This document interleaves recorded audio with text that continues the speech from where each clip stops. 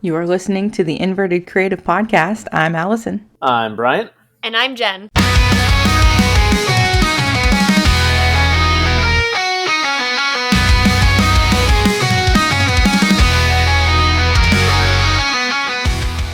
Bryant, you are very lucky you did not have to witness what Jen and I witnessed before you hopped on this recording. Yeah, Okay. I was a little bit disgusted. I'm offended. Yeah, offended, disgusted, everything. So we have a special guest with us today who came on here, struggled to open a thing of string cheese, and then proceeded to just take a bite out of it. Oh. Did not string it, just chomped it down. Yeah, she No. just ate the entire thing like that. She didn't string it at all. Oh my god. It's a crime. Go to jail. Hi, Kelly. Welcome to the podcast, Kelly. Hi, thanks for having me. Can I defend myself? No. Wow, what an intro. Okay, so here's the thing. When I'm really hungry for a mozzarella cheese stick and I peel it as it's meant to be eaten, I feel like I'm not putting anything in my mouth. It's so thin I can't even taste it. So I need to just take a bite like it is, I don't know, how beef jerky. Like, that's how I have to eat my string cheese to enjoy it to its fullest. It tastes better when it's stringed. Like, agree. it can't Oh my be god! better. No. I know. I have a very unpopular opinion in this. I know. I've been told many times in my life, but I will continue to eat it this way, and my children also eat it this way. Okay, passing it on to your children is the bigger crime here. I know. I'm just raising all kinds of bad habits, I guess. No, we are very excited to have Kelly here with us for our spooky season deep dive. And I very specifically wanted Kelly to join us for this episode because she is the queen of spooky and planning spooky events. I'm so honored. Kelly is actually the only reason that I've been to Halloween Horror Nights, thanks true. to the trip that we did a couple years ago. Mm-hmm. Gosh. Yeah, 2. That was my first and only time to Halloween Horror Nights, and I don't know when I'll be back. But we'll go into that. But first of all, I know you recently started a podcast kind of themed to all things spooky. Do you want to plug yourself there? Sure, I sure do. So myself and 3 of my best friends, Joey, Tyler, and Rafa, we have a podcast called Thrills, Chills, and Spills. And we started it kind of just as a spinoff from the Drunk Riders podcast after Halloween Horror Nights last year, kind of as a review. And then we had such a great time that we started talking about just like seasonal events at parks in general. And it's we're still kind of trying to find like what our niches. I guess it's really just talking about special events and like what other things go on at parks than just, coasters. And we definitely focus a lot on spooky season. We talk about HHN basically all year, but some other spooky events and some other seasonal things, holiday stuff. We did some Mardi Gras stuff. So we're coming up on almost a year, but we initially were only doing monthly episodes. We're recording a little more frequently now. So it's been fun. It kind of just feels like sitting and chatting with your friends, and you guys are pretty conversational too. When I've listened, similar type of feel, I think. You guys are probably a little more professional than we are, but it's really fun. It's kind of just like sitting down to hang out with your friends, and then like a couple people listen to us. We're working on upping our social media game so that we can gain a little bit more of a listenership.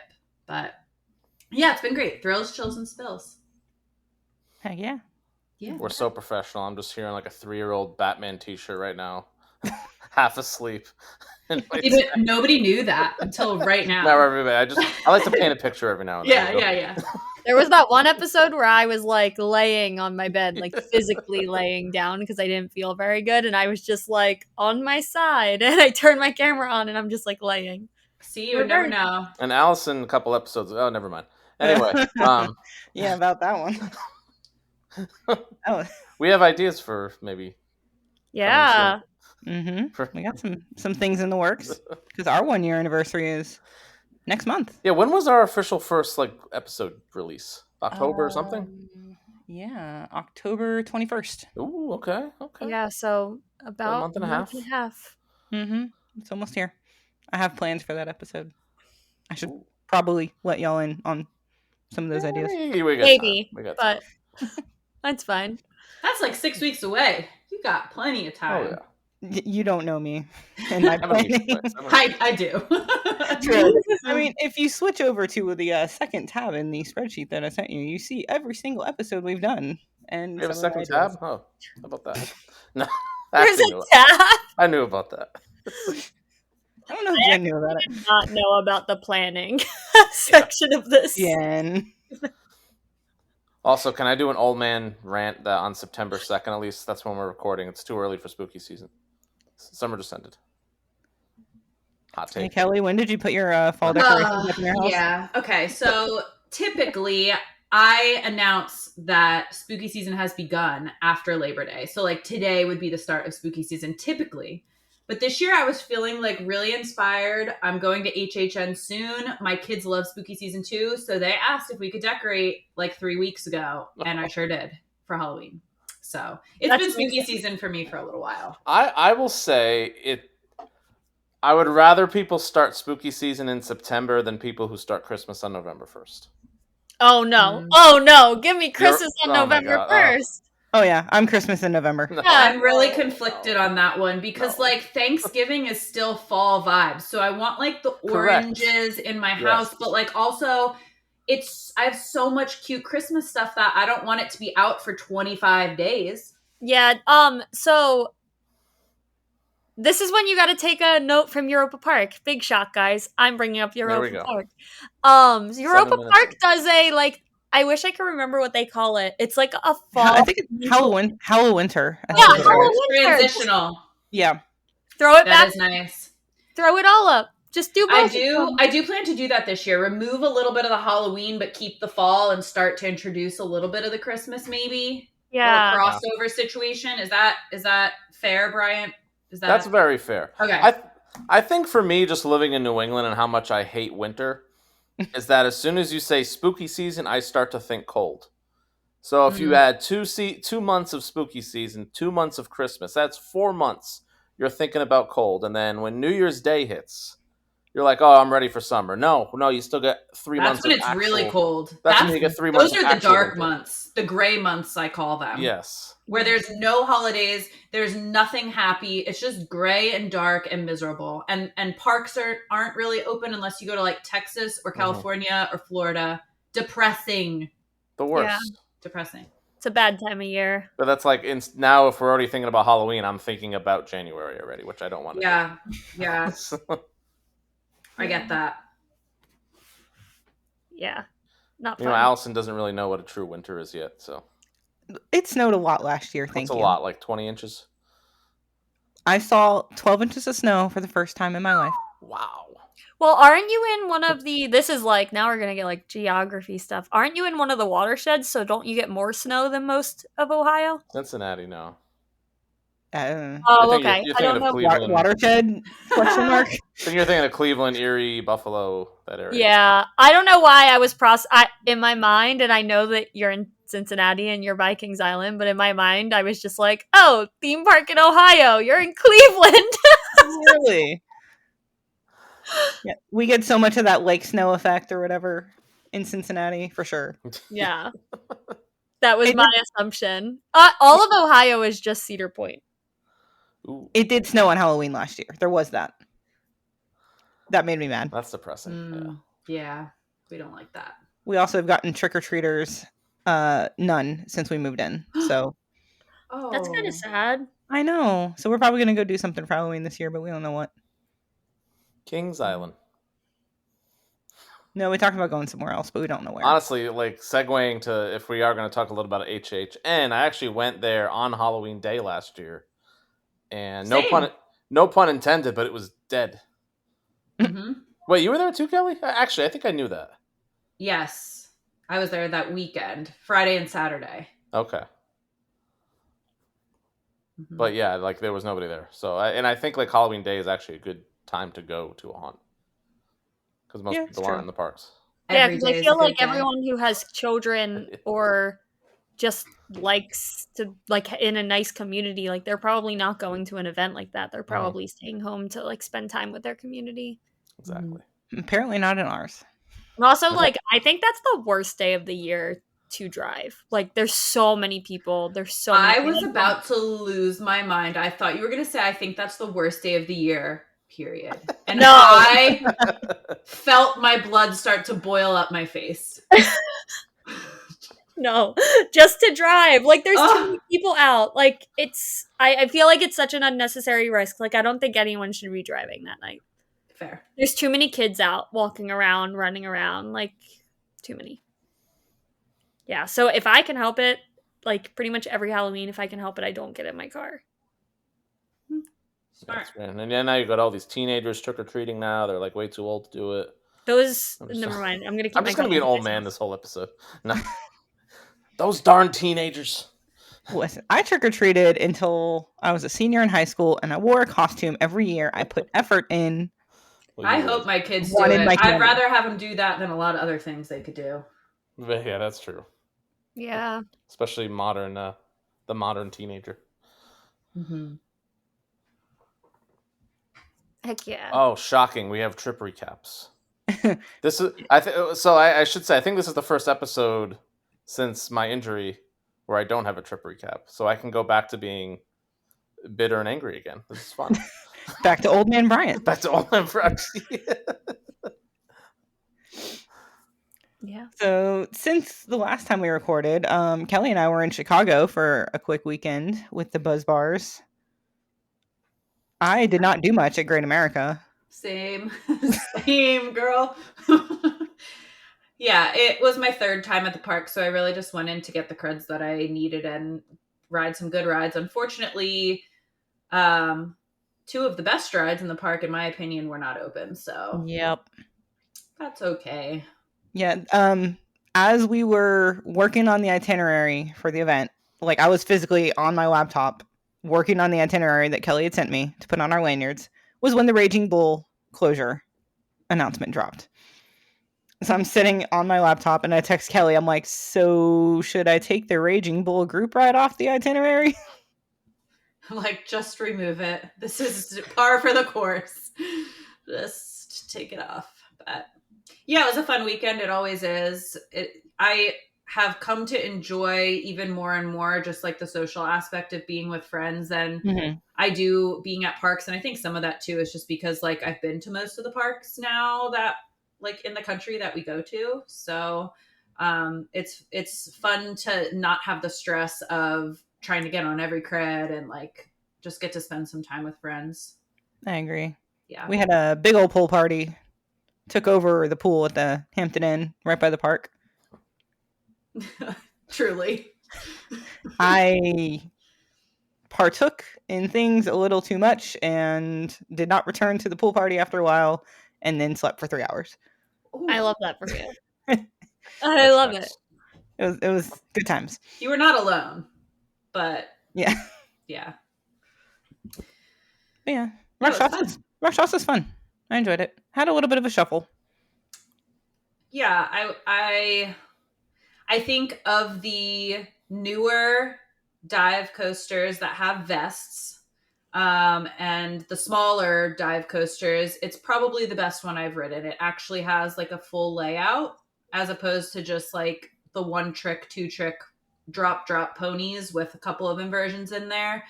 I think it looks beautiful in the park. It's like very statuesque and it's picturesque. Gorgeous on that midway. Yeah, and it really like looks bigger. It looks like a bigger dive than it is just because it kind of towers over and you get to like walk underneath it. The paint looks great because it's nice and fresh. I agree. There is a little bit of a shuffle, but it doesn't detract from the ride like some other new B&M's shuffles do. Raptor.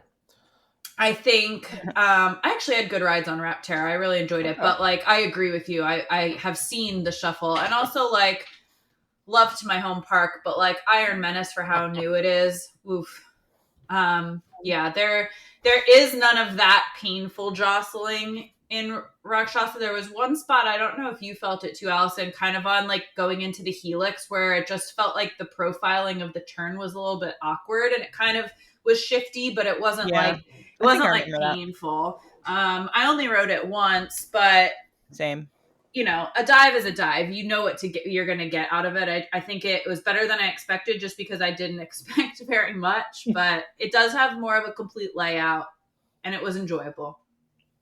I agree. Oh, and they use the same like bin system as Yukon Striker does where it moves around with you. And it's always so interesting. I'm like, oh my gosh, where is it even going? Can I actually put my phone in here? Is it going to get to me on the other side? And it always does. You know?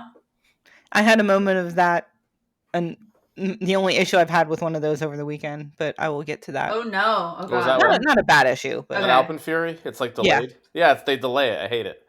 Well, no, it was I've been so trustworthy. It's more of we got sent onto a train earlier than we were supposed to. Like we put our stuff in, and then like they opened the gates to fill the row. And so we got off and then our stuff was not there yet. So we kind of awkwardly stood in the station until the next train came in. Yep. Yeah, that happened to us too. So I was going to get a picture of our friends on the train that was then behind us, but then we weren't able to. But did you have other creds at Great America that you needed? I only needed one other side of American Eagle. And they opened both that day. So I did too. I needed blue and I think I needed red. I needed red. Yeah. And then they were stressed because they didn't open blue until a little bit later. I also needed Joker, which was Joker. Yeah. But speaking of Joker, shout out Airtime Mike. He was phenomenal last episode. Oh, I 100% sent him a picture of that of Joker while we were there. I'm like, thinking of you, buddy. Yeah. And his love of free spins. That was his milestone, I believe, right? One of them? I think it was that one. I think so. I forget already. Insane. Yeah, did you ride Goliath? Yes, we did ride Goliath. I rode it twice. I still love Goliath. Meh. It's a little short. It's kind of like, it's got Hyperia syndrome for me, where it's missing like one more element. It definitely is. I feel like with Hyperia though, like I'm satisfied with the length because of how like intense the layout is. Whereas with Goliath, I'm like, that's seriously it. And now like if you sit in the even rows, just like with Outlaw Run, how those wheel seats are a little bit rougher. Like I had a row 2 ride that was like not comfortable, like not very good. And then I had a row 11 ride later in the day, which was very good. But again, it's like, oh, I just did like 4 elements and now the ride's over. No, I don't know. We have the privilege of having ridden a lot better RMCs. Yeah. So. Goliath's my weakest non-Raptor RMC. Yeah, it's for me as well. It just doesn't look... I always like... I get... With all the Goliaths, I never remember which one's where and everything. Yeah, this looks so weak. It's very... Like Kelly said, it's just... see, for me, it was like my 13th or 14th RMC, which hurt it for me because it was definitely one of the first ones. You could tell they were trying to still figure things out. It's just very short. It doesn't do much. Yeah. It's like an appetizer of a normal RMC. Yeah. The stall is still great, though. The stall's great. Oh, the stall's fantastic. I feel like RMC does a really good stall. Like, I don't think there's many of their stalls that I don't think are really good. They just place them really well in the layout. Yeah. Mm-hmm. Yeah. Speaking of Goliath, did you ride another Goliath, Allison? I did. I was actually literally just searching on RCAB. I think I have Goliath completion minus New England, but I don't know if that counts. You're lucky you didn't get that one. I don't think that counts. You have current completion. I thought I did, and then I forgot about Goliath and Magic Mountain when we were there. I'm like, dang, that was closed. Did you guys? This is like Those are the same ones. This is way off topic, but did you guys see that? I don't know if anyone knows Jeremy. He got wooden roller coaster completion in the United States today. Oh wow! I believe that. Yeah, with the wooden coaster at the Washington State Fair. That's impressive. I'm surprised I was watching his stories and I'm like, what? I'm surprised he actually already hadn't got that because he's been on like 5 million coasters. Yeah, I just thought it was really cool. Like, I feel like there are so many wooden coasters that are so hard to get that I was really impressed. I saw it today and I was very excited for him. That's a cool milestone. I am now one away from North American B&M completion. Ooh. Of all the ones I'm missing, it's Phoenix Rising. No, yeah. Oh, that's I still fun. need that too. But I will try to do a very quick recap for the weekend trip that we just got back from last night. We are stupid people. That is a known fact on this podcast. Yes. So after work on Friday, me and Mike and our friends John, Mike, and Matt loaded up in a car and drove to New York, where we didn't get to our hotel until 4 a.m. And then woke up and left the hotel by 9 a.m., where we drove to Great Escape. Very cute park. So cute. Underrated. So underrated. Is that sorry, is that the one with Wildcat? No, Bobcat? Bobcat. Oh. We gotta get you up there, Jen. It's not that far for you. You would like it. Yeah, it's super cute. If you like Frontier City, you're gonna like Great Escape. Yeah. Oh, don't get me started on a rant. We're about to start a rant real early. Let's finish the trip recap and maybe we'll make it to my rant. Oh boy. Bobcat almost didn't open for us. We had seen no movement on it until the guys bought beers, and then it started testing. And then once John Mike finished drinking his beer, they opened it. Like, literally, I saw that video. Yeah. They did not open the line until John Mike finished his beer. Great moment. We loved it. So fun. Bobcat's a lot of fun. Very smooth. I don't like Timberliners, and it's the best ride I've had on a Timberliner. That's because it's all pre-cut track. Yep. And why more people need to hire Gravity Group. It's very smooth. Good ride. I enjoyed it. Shout out to my experience on Flashback, where I pulled down my restraint and there was a wasp crawling all over me. Fun. Told the ride op before he got to me that there was a wasp on the restraint, so he didn't just like grab the restraint and grab a wasp. And we proceeded to spend the next 5 minutes with the bless you, I saw that. Professional move right there. I muted myself before. Thank you. Yeah. Marcus could never. But proceeded to, spend 5 minutes with 2 ride ops to try to get the wasp off of me before it crawled under the restraint on me. And I had a panic attack. It was not good. But of course on a boomerang. Yeah. Yes. So I had very high anxiety for that entire boomerang ride. I'm like, oh God, the wasp is probably still in the train. And it's going to come get me. I don't like anything that flies with a stinger. Same. Yeah, I don't blame you. Yep. Yeah, everything else there was fine. I think we were in and out with like an hour and a half. Wait, Steam and Demon is not fine.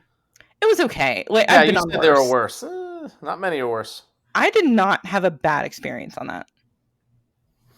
I mean, it wasn't good, but it wasn't bad. Raptor. Oh boy, who are you texting about this? No, and I'm looking where I have it ranked because I rank all my coasters, and I'm pretty sure it's down there.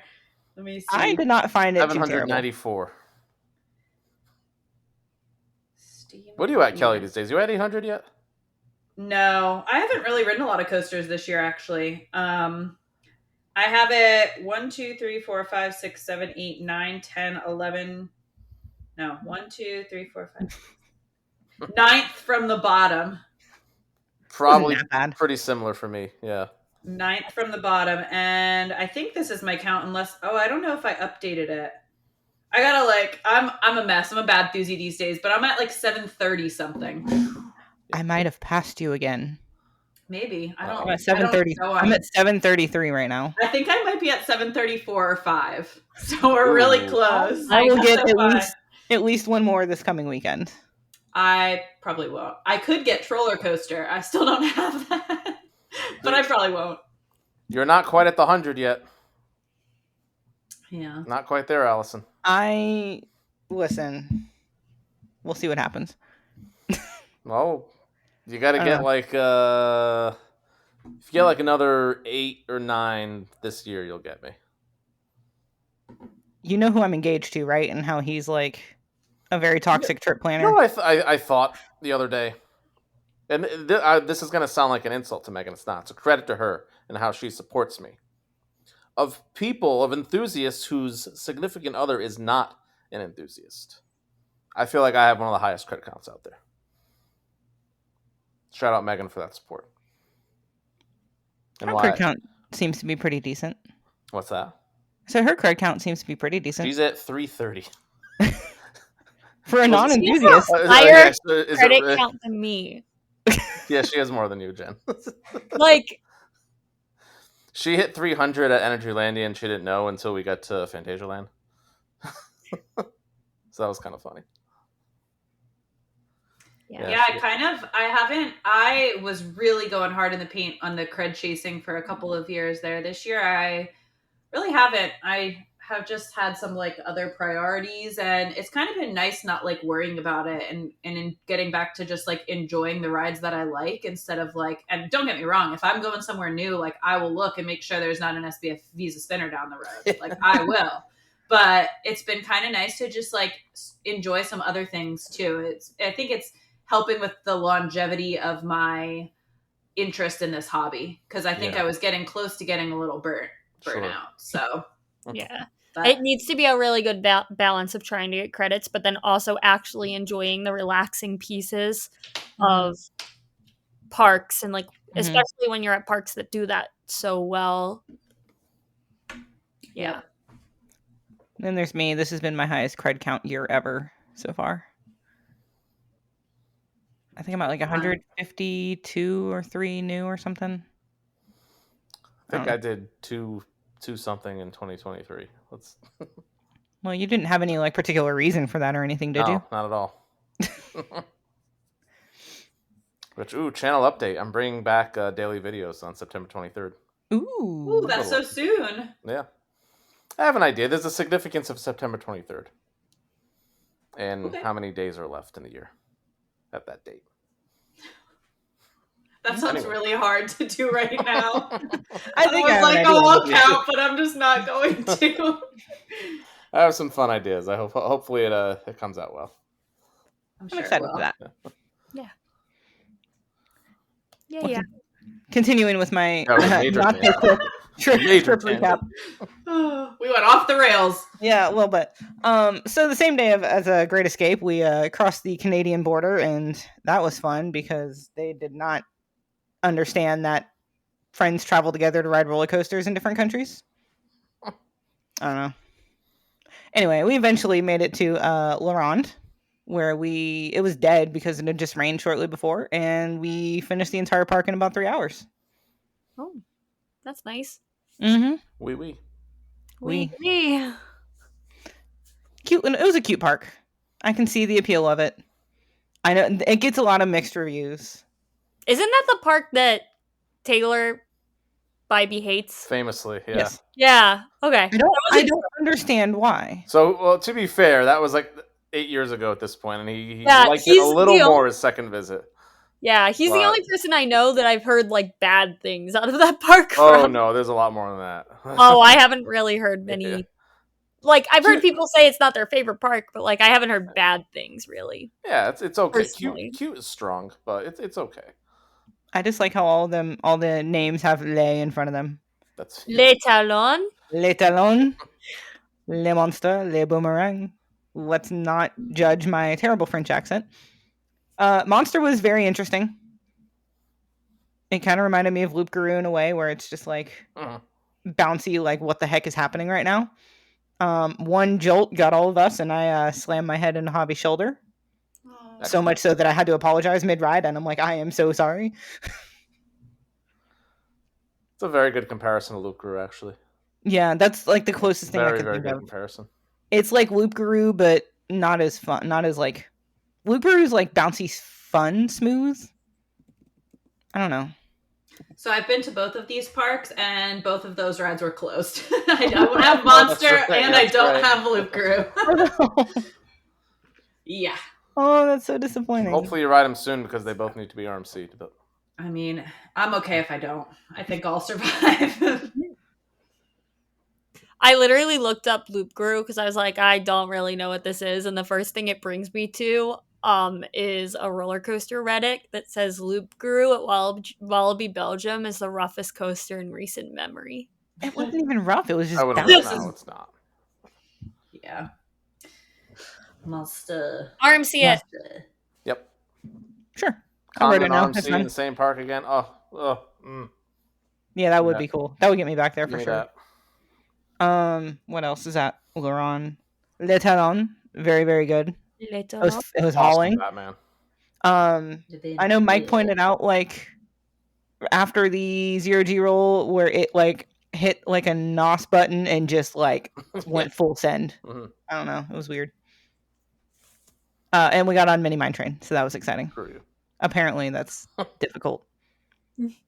But we just walked right past the operator, who just smiled and waved and said merci as we put our hands up for the restraint check.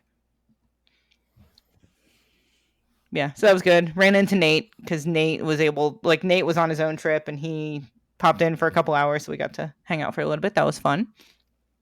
Then after that, that night we drove halfway to Toronto.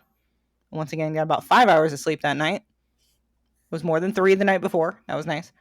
And then we did a day at Canada's Wonderland where it was one of their fireworks days, so it was ungodly busy. Oh, I don't think it matters if it's a firework day or not. Yeah, I had most credits in that park. I had a few like kids rides I was missing, and I got a few more of those in. Oh, you had been before. I have been. We So were, I was missing. we were there the same day. Yes, we were. Okay. Kelly was there too. Yeah, sure was. That was a good trip. Yeah, I was missing like a lot from that trip. Not a lot, but like the stuff we weren't allowed to ride then, but now we are. True. Yeah. And they got the 2 new coasters since we were there last, and there's some coaster in the mountain now that was the reason that we were there. That thing, phenomenal. I don't 100% remember. I know you had a very positive review of it, Bryant. So here's the thing. I had thought, because I was kind of one of the first people to ride it, at least people that we knew. And I thought I was going to overhype it by saying, oh, it's one of the best launches I've ever had. It's almost top 25, not quite making my top 25. But apparently saying that was underhyping it, because everyone that's ridden it since is like, holy crap, this is maybe like a top 15, top 20 coaster. I'm like, oh, okay. Oh, wow. Where did I... now, granted, I did not get a night ride or a front or a back row. I only got 2 rides. So I can see with a truly elite night ride, it could definitely crack my top 25. We did get a night ride on it. Yeah. They closed the line at 8 o'clock. We got in line at about 7:30. We'd used our fast pass, our single use fast lane or whatever earlier in the day. And then we did standby where we got in line at 7:30, and then we waited 2 hours. Fun. Not ideal. Where did I rank it? Where's my spreadsheet? I put it at... I'm going to predict 19. You're close. 18. Woo! I'm a sucker for a rolling launch, and when you see the launch in the mountain, you're like, how does that launch fit into that place? What do you have right around it? What's 17 and 19? 17 is Hyperia, which I know I have that lower than most people I know. 19 is Pantheon. Okay. That's really I have those very far apart from each other. Pantheon's way too high, but anyway, that's another conversation. I loved it, okay. Alpenfury, that launch into the vertical hill, into the top hat out of the mountain is absurd. Oh, cool. I'm excited. You guys are exciting me. Yes. It's much comfier train. Very, very good. Very, comfy train. I'd love to get in the mentality of trying to enjoy the layout after the launch, because I think I was, especially my first ride, I was so taken aback with that launch. I almost forgot about the rest of the layout. And then the second ride, I'm like, okay, yeah, the rest of the layout, like, it's keeping its speed, great whip. Am I still underwhelmed? Maybe, I don't know. But then I have to leave. Yeah. So I'm sure with like 2 or 3 more rides, I would have fully gotten like, okay, what do I really think about this thing? And I feel like it was gonna. We got 3 rides total. 3 rides, yeah. Has a heck of a roar. Like, you can hear it throughout the whole park. Did you ever think you'd have a premiere in your top 20? How about that? No, not really. I'm trying to think, like, I really didn't do much else besides a couple other creds I needed. We did Snoopy's. That was cute. I didn't realize that. We did Leviathan. We did get a ride on Leviathan. It was nice to not have a rain ride and actually be able to see what I was riding. Yes. Yeah, overall, it was a very chill day at the park. Mike and I took some time to just walk around and take pictures. Nice. Because we weren't pressed for creds. It's good. Yeah, that is such a much more enjoyable. Like, I had a great time with you guys. Don't get me wrong, but the anxiety of trying to do everything, and I was also filming my review. Yeah. So being there where like you don't have the pressure of trying to cred run, you appreciate that park so much more. And honestly, it was still stressful, but we had a really lucky day because it was like rainy. Mm-hmm. Yeah, we were able to get like 10 to 12 credits before the crowds came. Yeah, which was nice. That was good for us. Fun weekend. And then after Canada's Wonderland, we did a little bit. I say a little bit in the park on Monday, on Labor Day. Got an Alpen Fury ride in the morning. We left an hour later than we planned to. Then we were caught in border traffic for another hour. And then, because we're continue to be stupid people, we went over to Niagara Amusement Park and got the 2 creds there. I don't know if I'm the only one here who's been to that park, but Silver Comet is a lot of fun. No, we went there on the way up. Okay. Yeah. Okay. Yeah. Yeah, Silver we were Comet was there good. for like 45 minutes, but we got like 3 rides on it. We rode that, and then there was like that standoff in the frontier town when we were exiting. Do you remember that? It was funny, Kelly, because I went back to ride the Burger King coaster, which we famously chose not to ride then. Yeah. And I was just recapping, like, we did Darien Lake, Niagara, and Marineland all on the same day. Yeah. And then almost tried to add the Burger King coaster on there. Yeah, and then nuts. We were just hangry. It was the right move, I think. Yeah, yes it was. Because we would have been way more miserable if we had that experience after all those coasters. Because it's not good. It's not good. But aren't you glad we went to Marineland? Holy crap. Yeah. Yeah. Right? I think we went a different day than you guys, but yeah, I'm glad we went. Mm-hmm. Same. And low-key, Dragon Coaster is probably my favorite coaster of that entire day. A Dragon Mountain, I should say. Yeah. Yeah, I wouldn't blame you. But speaking of Darien Lake, like, I think La Ronde gets such a bad rap. Like, I agree. It's not like, I agree with you, Brian. It's cute is a little much. Like, I think it's an okay park, but I would have much rather go back there than to Darien Lake. Uh-huh. Correct. Uh-huh. Correct. Yep. Easily. Darien Lake's just bleh. I'm still missing half the creds there, and I really don't have a desire to go back to get them. I'll never forget listening to the Drunk Riders after that trip, and Tom just went, Darien Lake, that park sucks. Just that pause into that comment was amazing. Accurate, though. Yeah. Whatever the Eurofighter is, having that on one train is just stupid. Yeah, everything's on one train. Still. It's awful. Yeah. I don't want to go back. Anyway, that was my not so short recap of our Labor Day trip where I got 20 new creds. Sorry if I'm derailing the conversation by reminiscing on it's all good. trips. Sorry. We have so many shared experiences. Yeah, it's fitting that, sorry, Jen, but like the fact that 3 of the 4 were on that Canadian trip 2 years ago. Jen, who's been muted for like 15 minutes now. Yeah, my dog came out. She's been... All right, we're going to talk about Frontier City now, so Allison feels left out. Yeah. Oh, wait! I was going to say, Jen, you had a rant. You had a rant. I do have a rant. And usually I know we don't really do like coaster news type thing on this at all. However, this piece of news has me fuming. So, a lot of parks that don't allow video recording are very strict of like, if they don't allow it as a whole and not just because of safety reasons, it usually says it's not permitted. Like Six Flags used to do that. Mm-hmm. With the Meta glasses now, even when they're safely secured and everything, they obviously, in parks that do not allow recording of their rides, have no way to stop people from using those glasses. So Frontier City, and I have not heard of any other park at this point, but Frontier City will not let anyone use their glasses at all. Yeah, that's on extreme. rides. Not with a glasses strap, nothing. Just... If I was walking up those steps to Diamondback, those steep steps, and I fell, I would be losing it on that park. Mhm. If I take my glasses off because I choose to be blind, that's my decision. But you don't get to tell me that I'm going to be blind. I do have Yeah. one other. I do know of one other park, Well, or one. specifically 2 rides. Plopsaland.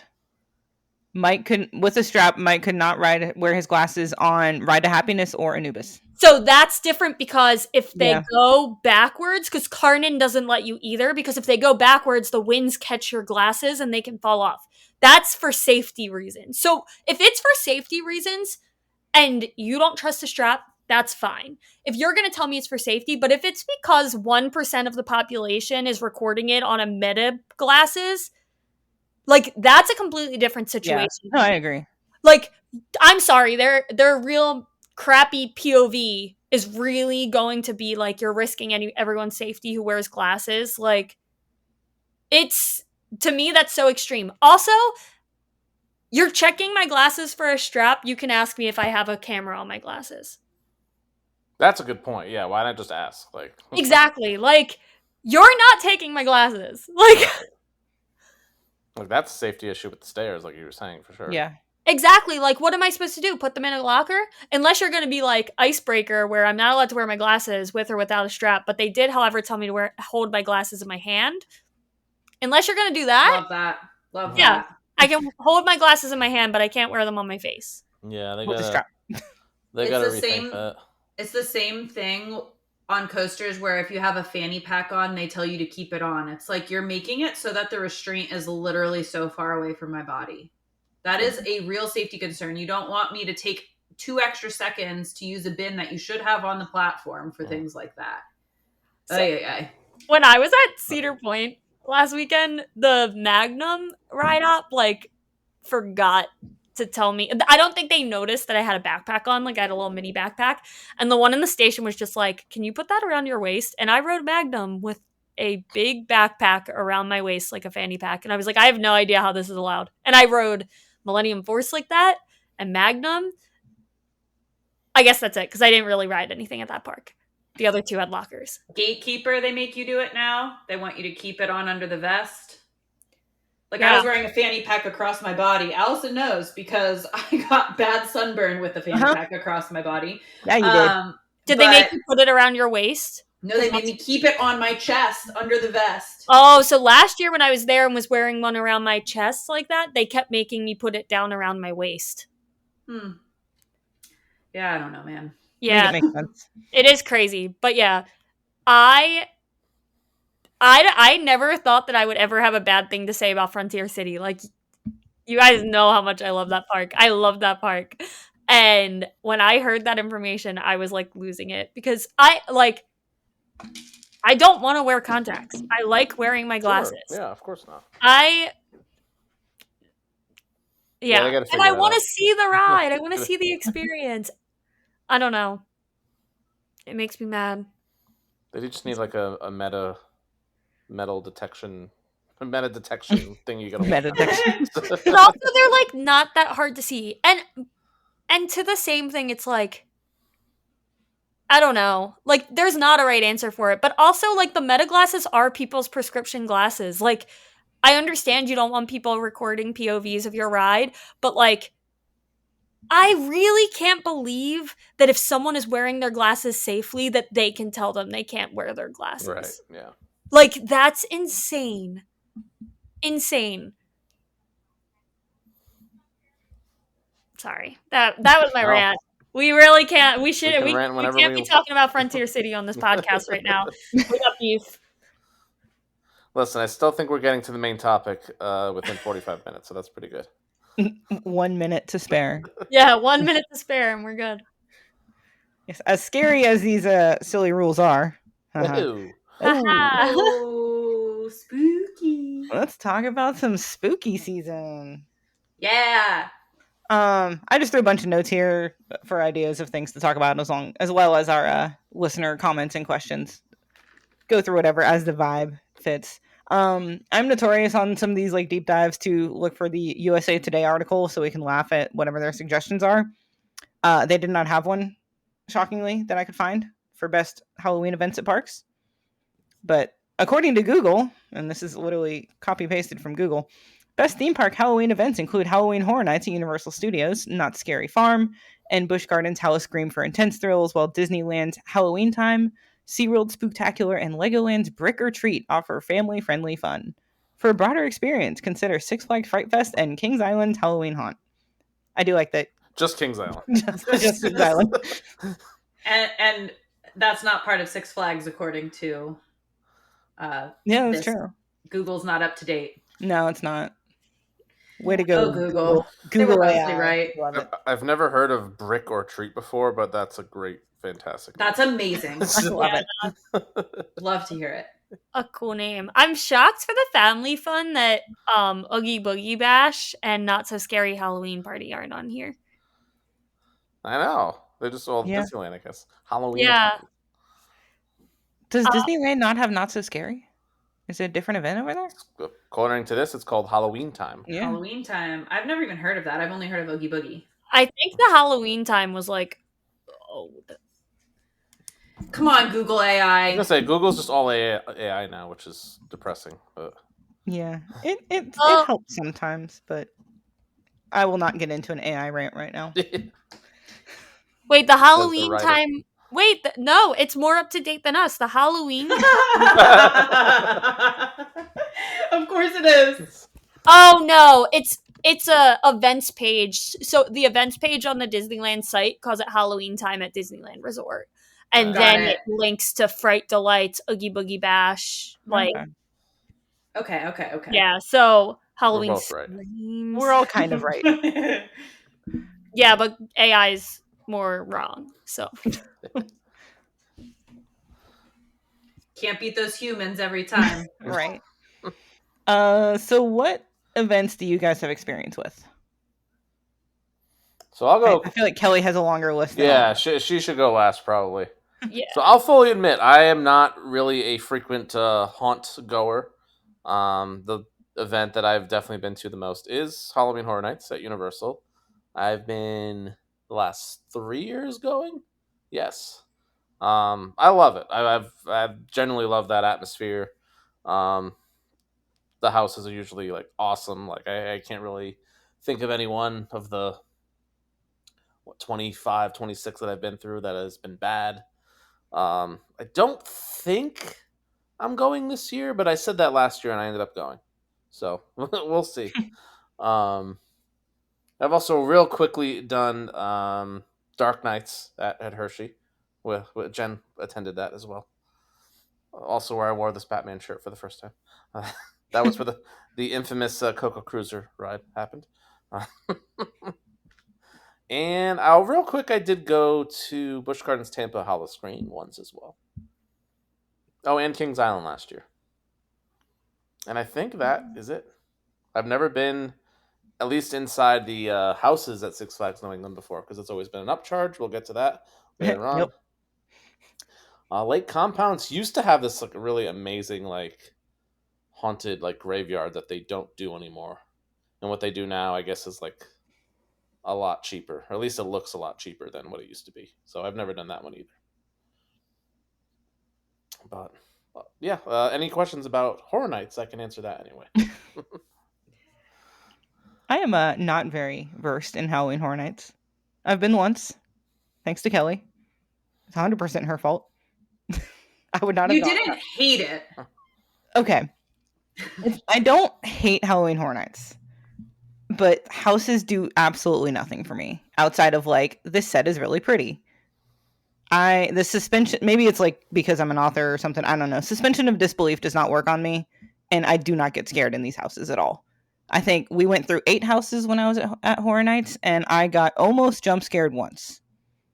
I don't know what it is. Just maybe I predict what's happening, or I just know that, it's all fake, and it doesn't work on me. I was excited to go through the Dueling Dragons house for the nostalgia, though. That was a great house. Yeah. Also, I totally digress, but I have an idea for a house that I would love to do in the future if Universal Creative ever wants to hit me up. I want to do a Legends of the Hidden Temple themed house with temple guards. Yes. Oh, I've put a lot of thought into it, and I want Those to make it temple happen. guards jump scared me as watching at home on TV. You could do so much with like going through the temple. You could start by crossing a moat. Oh, Sorry. listen, we need to design this now. I'm all in Yeah. for that. That was my favorite show. I would go back to Horror Nights for a Legends of the Hidden Temple house. But- As long as I get to assemble the Shrine of the Silver Monkey, because I Yes. could have done that way faster than those annoying kids.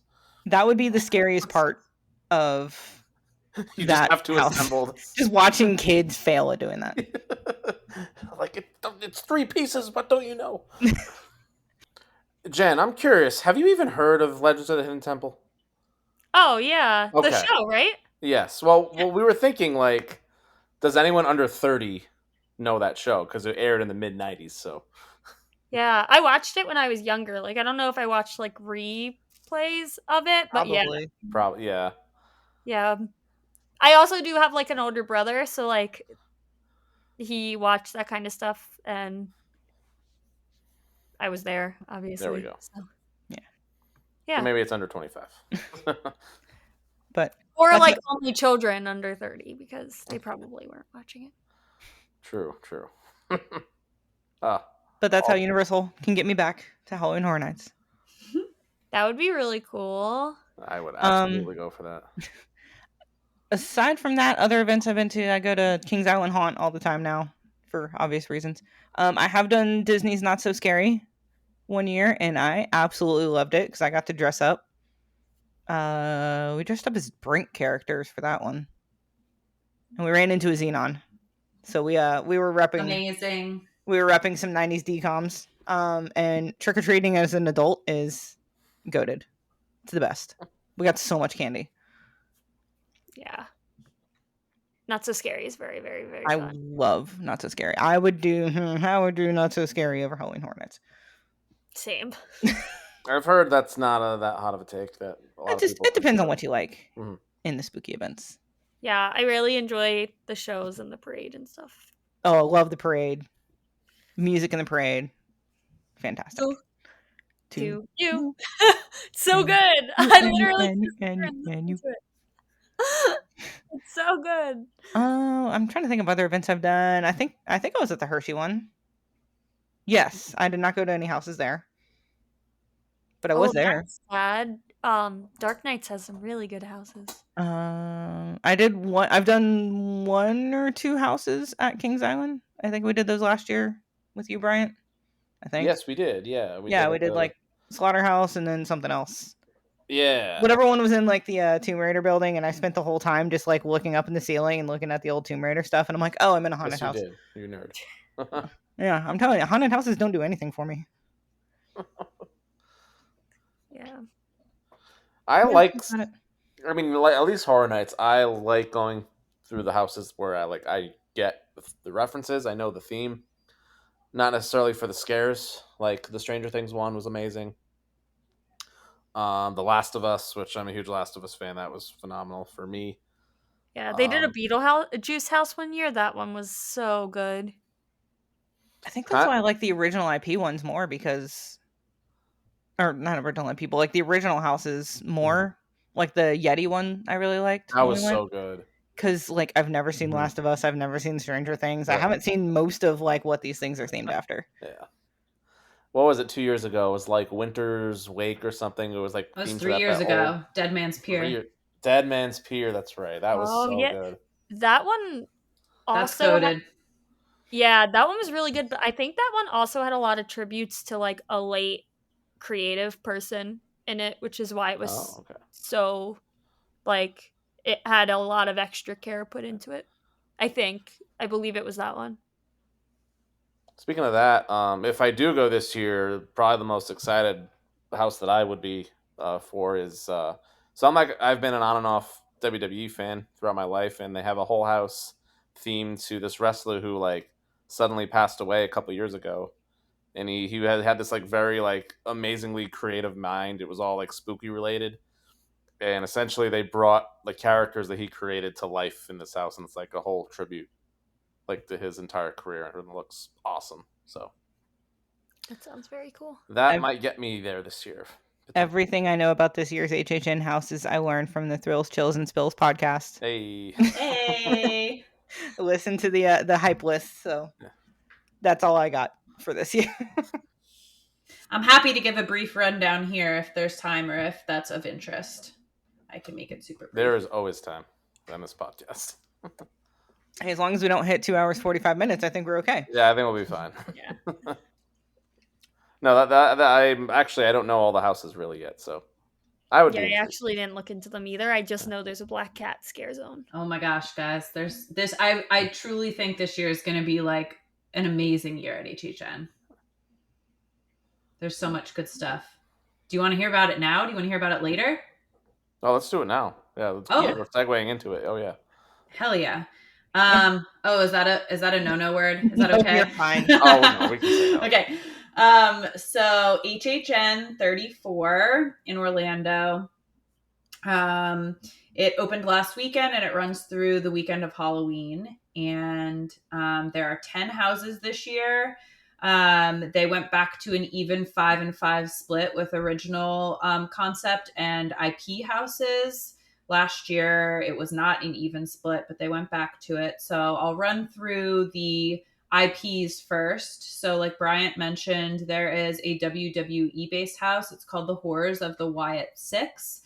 And he gave a pretty good rundown of what it is. I actually used to watch a little bit of wrestling, but it's been quite some time, so I didn't really know very much about Bray or Wyndham, which I learned is his real name, but I watched the documentary that's on Peacock, and it was so moving. Like, man, you went all in. I do my homework. Like, I'm very serious. I was so like touched. Like, that house was at the bottom of my hype list, and now it's my like second or third hyped house. Like, that's amazing. I think it's just going to make such a good house. And even for non-wrestling fans, like, it'll be like an original house to them. And I think the characters are going to be so good. So I'm really excited to see what they do. I should mention real quick, if you don't mind, like, so I was huge into wrestling in middle school, like most of us. Then that was like Attitude Era, Rock, Stone Cold, Undertaker, like peak. And I didn't watch for like 15 years. And then I think 2017, I was like, I used to love the Royal Rumble. I'm just going to order the Royal Rumble. And I was watching, didn't recognize like almost anybody. And then like this one guy just got me hooked. He's like this creepy music playing, huge beard. He's carrying this lantern down the runway. I'm like, who the hell is this guy? And I love it. It's just an entrance. It was Bray Wyatt. And so he, weirdly like kind of got me back into wrestling. So it's awesome that there's a house. Yeah, there was a lot of critique amongst like the HHN community for like WWE isn't horror, like why do they have a house? And not every IP is going to be everyone's cup of tea. I think there is definitely a group of people that really enjoy wrestling and really enjoy horror. There's overlap because there definitely are characters that lean horror in WWE history outside of Bray Wyatt and the Wyatt Six, but I think it's good that we all have an open mind and you don't have to go in the house if you don't like it, And I don't know if you know this, Kelly, but I think 2019, one of the directors of HHN like tweeted Bray like saying like, "Oh, I love your character work," and he responded and said, "Let's do a house." Yeah, so that makes it even more touching. Brian, I am so deep in this lore. I know the tweets by heart, my guy. Amazing.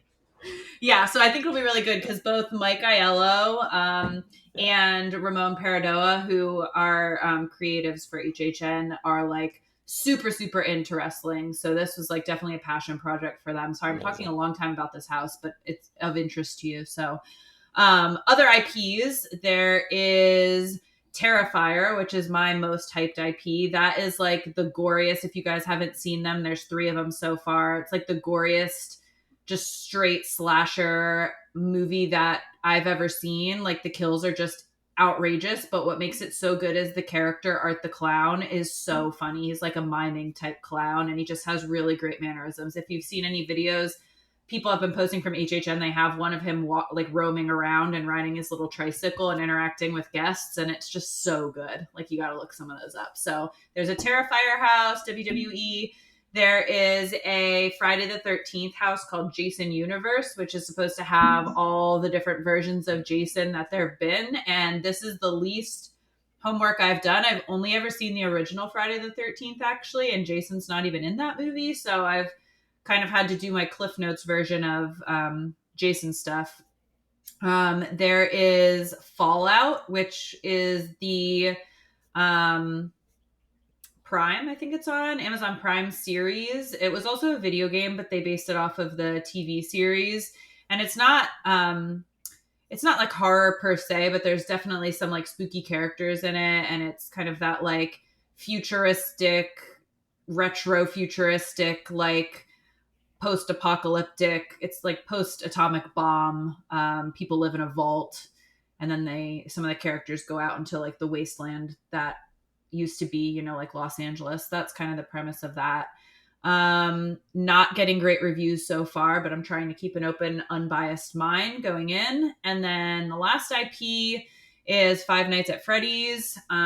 This is like the teeny bopper's dream. This house, because I am so psychotic that I plot thrill data into my own color-coded spreadsheets to figure out my plan of attack.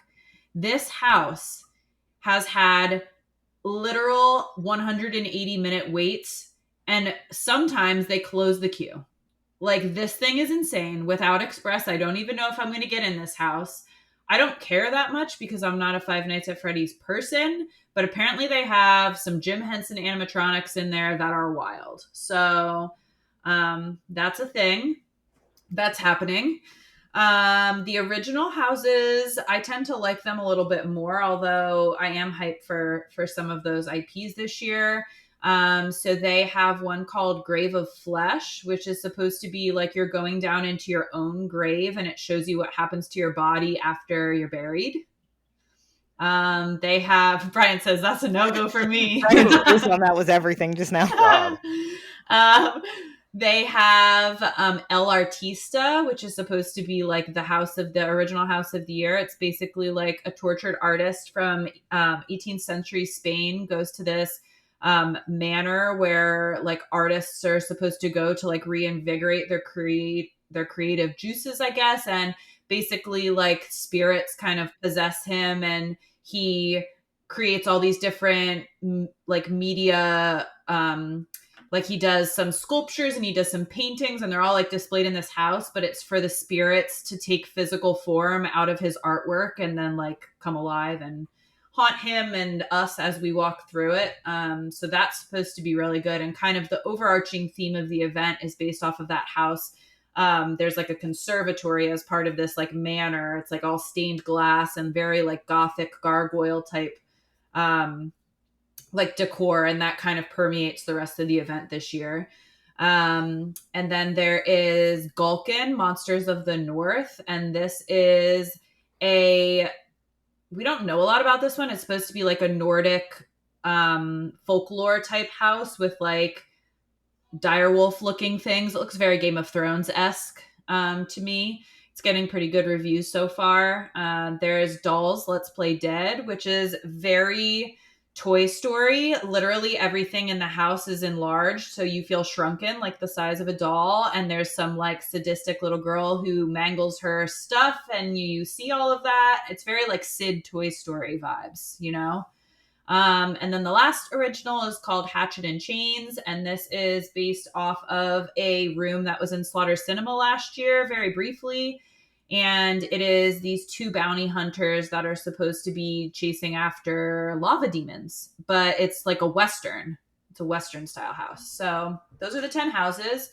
There are 4 scare zones. The Origins of Horror is the one at the front gate, and that's kind of just like the gargoyles kind of matching the El Artista house vibes. And then there's Mutations Toxic 20s in New York, which is supposed to be a BuzzCon truck. BuzzCon was used in the Bugs Alive house a couple of years ago. It's like a pest control company. A BuzzCon truck in the streets of New York in the 1920s gets into like an accident, and the stuff spills out into the streets, this like green goo, and it infects everybody and turns them into these like zombie-esque characters with like green bubbling skin. And there's like mobsters, and it's very 20s looking. There's Masquerade Dance with Death, which is in Hollywood, and that's like masked vampires kind of like coming together for like an annual ball, it seems. And then the most exciting one for me is called Cat Lady of Crooked Lane. And this is very like generic Halloween decor, like lots of orange, pumpkins in the trees. The premise is the kids kind of go up trick-or-treating to this woman's house, but she like gets them to come in and turns them into these cats, and then the cats come out and attack. And it's very like campy, but like classic Halloween. I think it's going to be awesome. There's like hairballs in the street, I heard. Yeah, so the cat lady scare zone is like, it's so close to making me try HHN again. Yes, So girl. close. You It's let me like know the if you only want to like, go. the black cats. I just want to go to the black cats and then not do anything else. They also have street experiences this year. So instead of a fifth scare zone, they have Club Horror in San Francisco, where there's like literally a DJ and go-go dancers.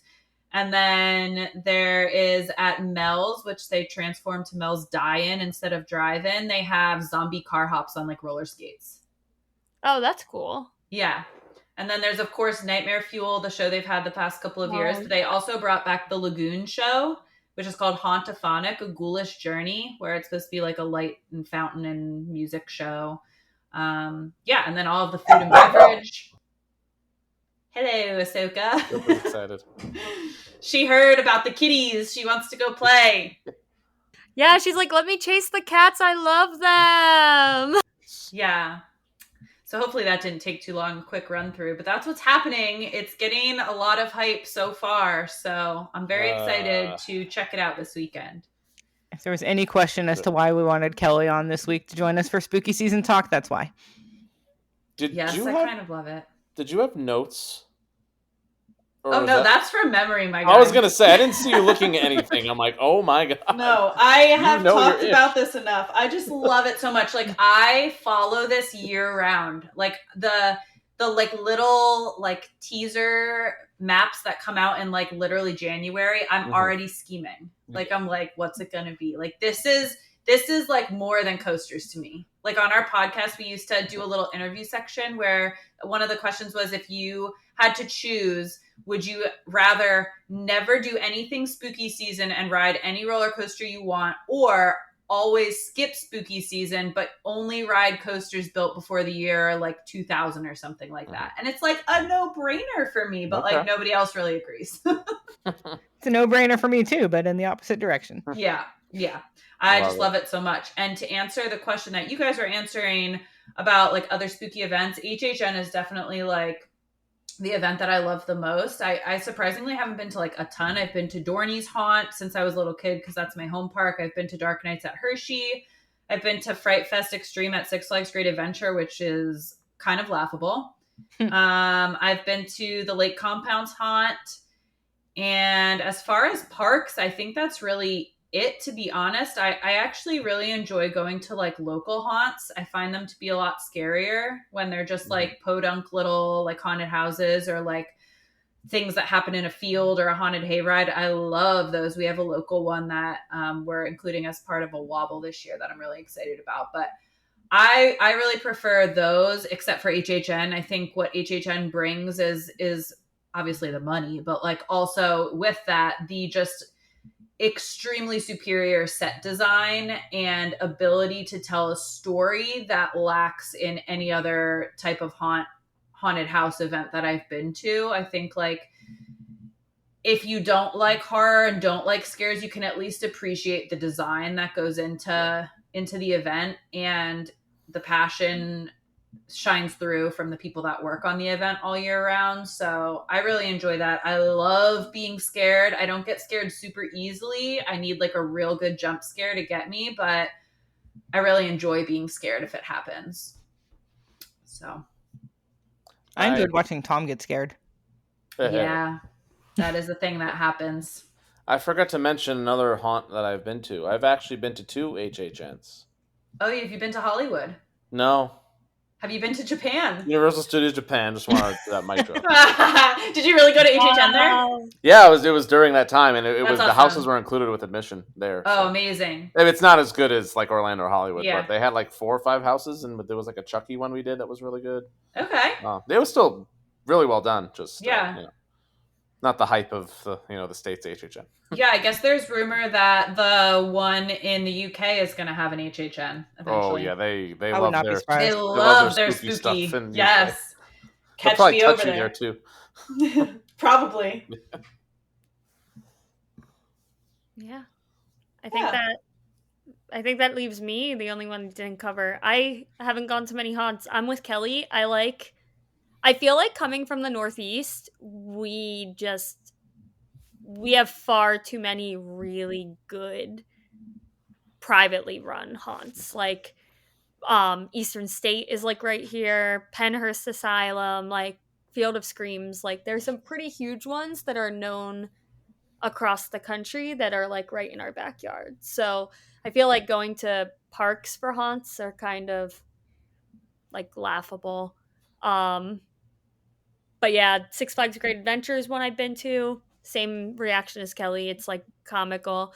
Dark Knights, which I really like, but I really like it because the set I think is so beautifully done. Like they do a really great job with their environment. But not I necessarily. did notice that actually about Lots of Dark Knights. fog. Yeah. Yeah, Lots of fog. lots of And fog. lots The detail in their houses, like and very. the decor in like the pathways too. I feel like they do a good job. Like some haunts, I feel like you walk around and it feels like you're in the park like you would be any other day until you get to the next house. Like they do a really good job of creating like a Halloween spooky atmosphere wherever you are in the park. Yeah, they do a really good job with that. Dorney, of course. I love Dorney's haunt. HHN, I did HHN not last year, the year before. The year with Bugs Alive. 3 years Oh, ago. I hated that house. Yeah, the year with Bugs Alive, I did it that year. Mickey's Not So That's when you Scary. ran into Megan. We were there for that. Yeah, that's when Megan saved me, guys. I Yeah. almost fell in the queue, and Megan like used her whole body to save me. It was great. So I think when we just Didn't kind you of fall met at you. Kings Island too? yeah, in both occasions I was under the influence. So I always fall. I fall a lot when I'm under the influence. And that time Megan saved me. And actually, I did not fall at Kings Island. The man scared us, and Sarah Okay. fell. I caught her. I did not let Okay. her, I knew you were involved. and she cut my hand. I That's walked right. It around was the whole Sarah. rest of the Oh, night, and yeah, I was that's like, true. guys, I'm bleeding. I didn't let her catch the ground so That's much right. that I'm bleeding.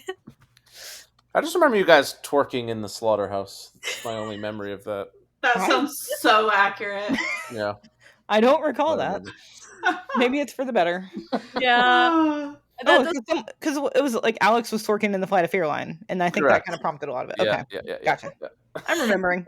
Yeah, it was a fun. Yeah, speaking of that, I also have done Kings Island on and Cedar Points. I did Cedar Points. I like their event. I think it's fun, and I think that really brings me pretty much to the end. I said Not So Scary, which I love. Not So Scary. I think when I it haven't comes been, to and that's high on my list. yeah, I think when it comes to a theme park, because I'm surrounded by so many, like I live like 40 minutes from Field of Screams, which is a pretty good one. And so it's like when it comes to a haunt, I'd rather do something like that. Like Field of Screams, I don't know if they still make you do it, but like there was a point in time where you used to like crawl through a bus. Yes. Yeah. We should go. You let me know. Yeah, let's go. I've heard about it. Stuff. Yeah, we should go. So like for me, I like the campy and fun, like not so scary Oogie Boogie. Like that environment to me is a lot more fun than a haunt at a theme park. HHN's a little different because like I don't know. I feel like any other park doesn't really have the budget that they give HHN. Sure. But like I would just rather do a haunt and then spend my time at Oogie Boogie or Not So Scary. Not So Scary is fantastic. I got to dress up like Ariel when I went in her Kiss the Girl dress. Fun. Yeah, so I think that's my collection. So we've been to a pretty vast array of Halloween events. Not too bad. Yeah, I think so. What do you think is the most creative or innovative thing that you have seen at a Halloween event? Since we are a creative podcast, we should at least talk about that part of it. I mean, for me, I feel like we should go to Kelli for this one. I'm gonna bring up that Dead Man's Pier house again. That was just the way they like put like a ship, and they incorporated smells and the mist like hitting your face was just God, the smells at HHN.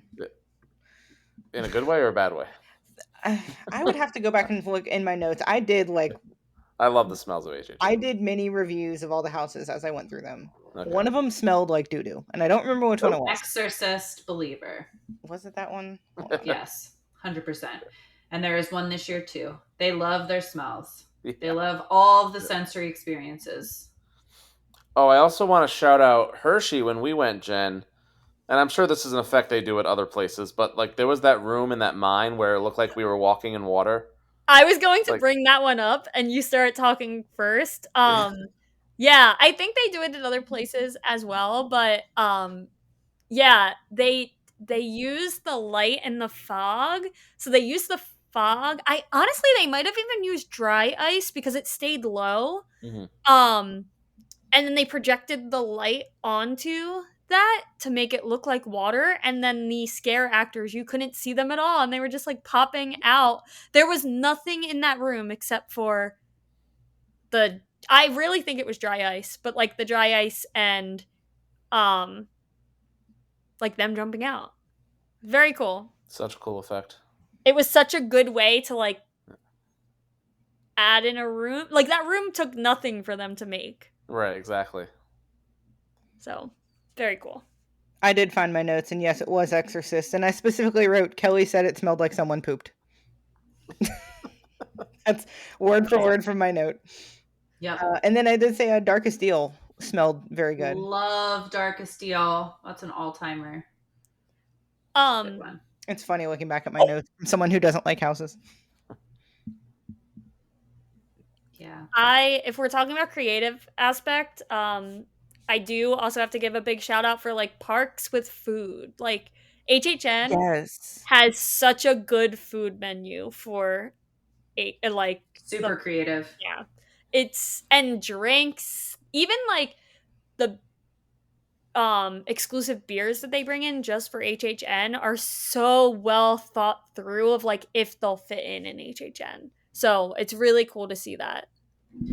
Yeah, I was just gonna like kind of to echo what you said. I think HHN from a creative perspective is one of its like strong points. I think what I really love and what makes a successful HHN year for me is when they're able to tie everything together in a like cohesive way. So like last year, the like icons of the event and the houses and the scare zones, there was like a really loose tie between things, and you really had to like dig pretty deep and like to kind of put everything together. The year prior when you went, Allison, the icon was Dr. Oddfellow. And if you listened to the Universal podcast beforehand, you would see like he had his own house. The scare zones tied into different decades of his life. Like everything was kind of brought together. And you have to be a fan of HHN to get really into the lore of that kind of stuff. But like, that's what I really love. And the creative teams always hide little Easter eggs in the houses. They have code names for the houses that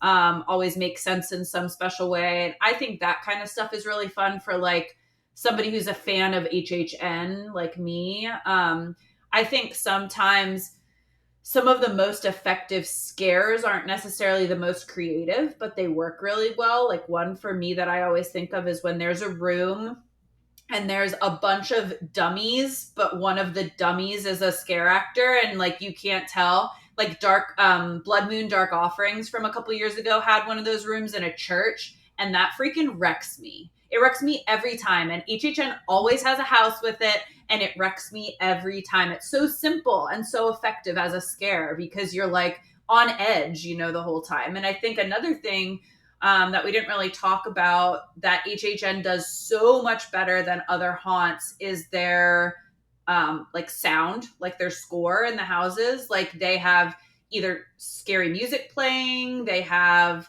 really good sound activated like triggers, like last year in Insidious, which was really good. They had just like that high pitched violin in the background. And that just made me feel like on edge. Like they do a really good job like setting the stage from like I said, like all the sensory perspectives. Some local haunts do some things where they have like those inflatable walls where it makes you feel like claustrophobic. Not a fan of that. Don't like things touching me. I've also been in a haunt where there's like a sound deprivation room where you like walk in and you can't hear anything. That's really interesting. I think there's a lot of different creative tools that are out there, and probably some that we don't even realize are being utilized. But I love this. Thank you guys so much for having me. Oh, Yeah. of course. Yeah. No, that was a great rundown. I mean, anything that screws with your senses or a sense for is sure. gonna get you. Did you do, Kelly? It was part of one of the Georgia Stumble. We went to that like crazy haunted house in Atlanta. I really need to go to that. Yeah, I didn't get there in time to go. Oh, okay. That was so good. Oh my! It was like 45 minutes. It was like this longest walkthrough I've ever done. Netherworld. Okay. Netherworld. Yeah, I've always yeah, heard yeah. Netherworld's like one of the best. Oh my Yeah, I god, need it to was get there. terrifying. Is it bad? I was underwhelmed, but that just is par for the course for me. Oh yeah, you're. To be fair, the one time I went, it was like super, super busy, and I could see everything that was going to happen before it got to me. Because it was just Congo line of people all the way through. Yeah. We get to go in a good group, I think, from what I remember. That's one of the downsides to HHN is it's so busy that they don't pulse groups of people through. You walk through in a conga line for every house, whereas some of the local haunts, like you might go in your group of 6 people, and that kind of makes it a little bit more scary, I think. I would probably get more out of it in places like that. Yeah. Where it's a little more like singled out on you. Yeah, it's fun. I think that's a good lead into the next question. In that, what could parks do better with haunts, in your opinion? Not do conga lines. Not do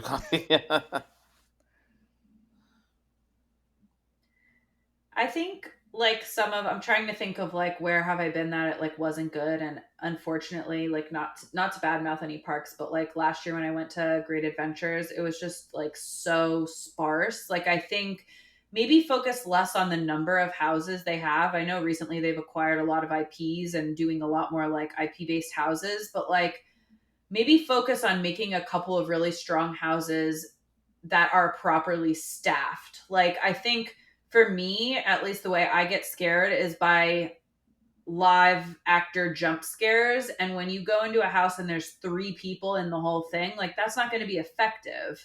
So I think like quality is much more important than quantity when it comes to an event.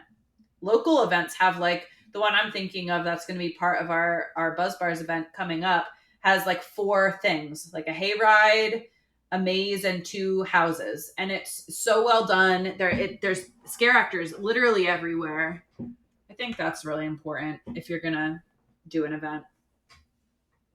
I think roaming actors can make a big difference. Totally. I think it was at Dorney in one of the places there. Like they were just surrounding, and like I would see some of them, and I'd keep walking, and then one would appear right behind us because I didn't see him from the shadows, and those can be a lot of fun.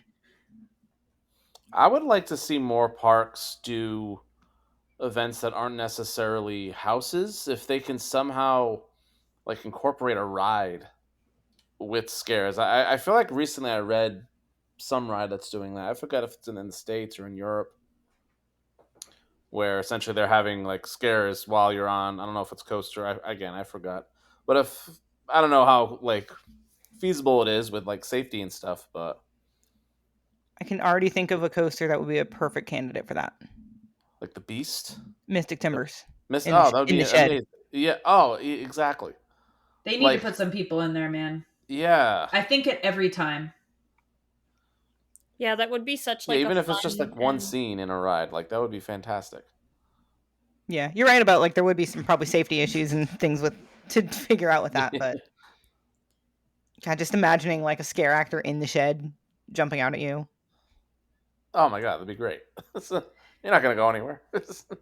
It's kind of like not the best example, but like just because we were in a lot of the UK parks this summer, they definitely like focus on theming a lot of their dark rides and their transportation rides to spooky stuff. They really do.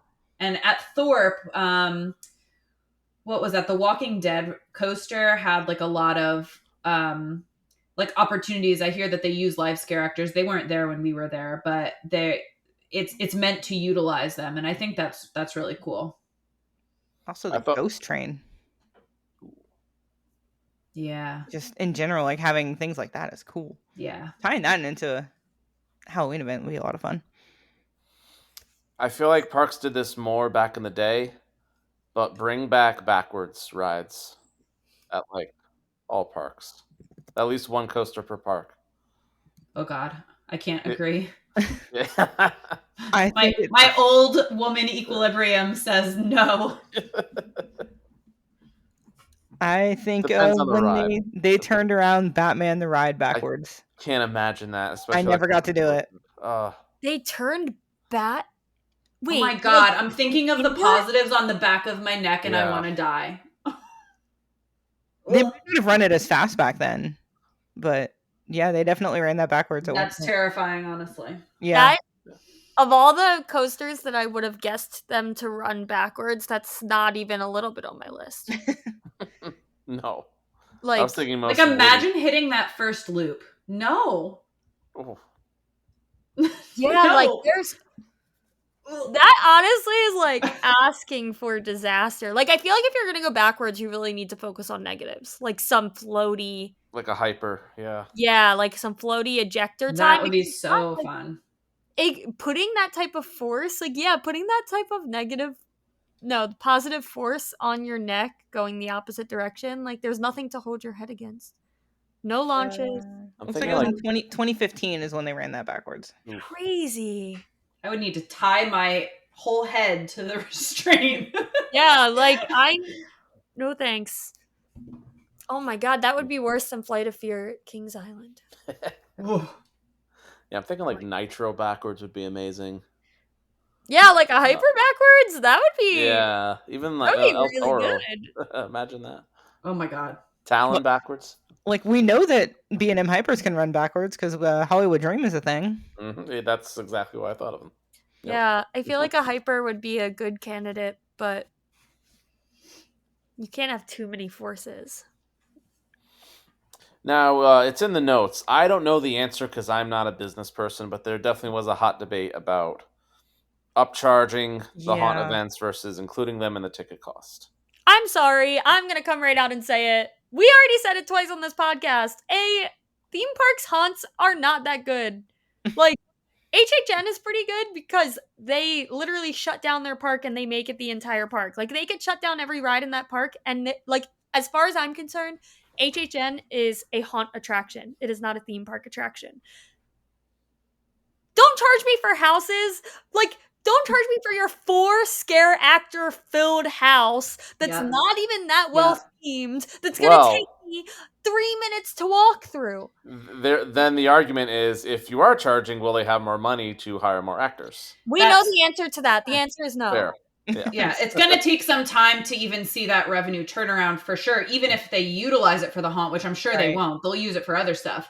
But we had we discussed this on our podcast too, because of the recent news with the 6 Flags doing this.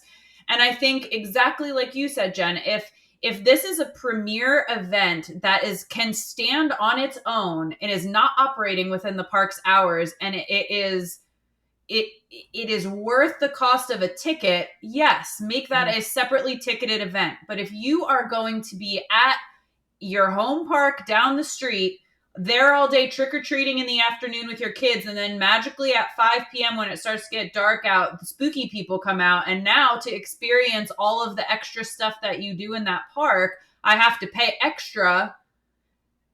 I don't really see how, unless the quality is drastically improved upon, how that's really worth it. And the part that bothers me the most of this whole thing will go back to when you are selling a season pass to a park or group of parks, and you click on the little chart that shows you what is included in your level of pass, and you're promised all these seasonal events and all of these new rides, and none of those things happen, how is that not against the freaking law? You're literally swindling money from people. It's like bait and switch. Like, it's Ahsoka has a lot of opinions about this too, guys. I don't blame her. But like, I could see if they would have like announced it this year, like, hey, next year we're gonna start charging for this. Exactly. Not like 2 weeks before the Not event. like, hey, that's trashy. Hey, by the way, we're not having our haunt event this year. Or, hey, by the way, we're having our haunt that you've been going to for the past 25 years as part of your season pass. But now if you want to go in haunted houses, you have to pay every time. Yeah, and I think what bothers me so much with this exact situation is that, like, it's not like this dog. It's not like she agrees. We feel strongly in this house, okay? We just needed another co-host on here. No, the treats are gonna save the day. No, they're not. She put her head back down. So I don't know how this is gonna go.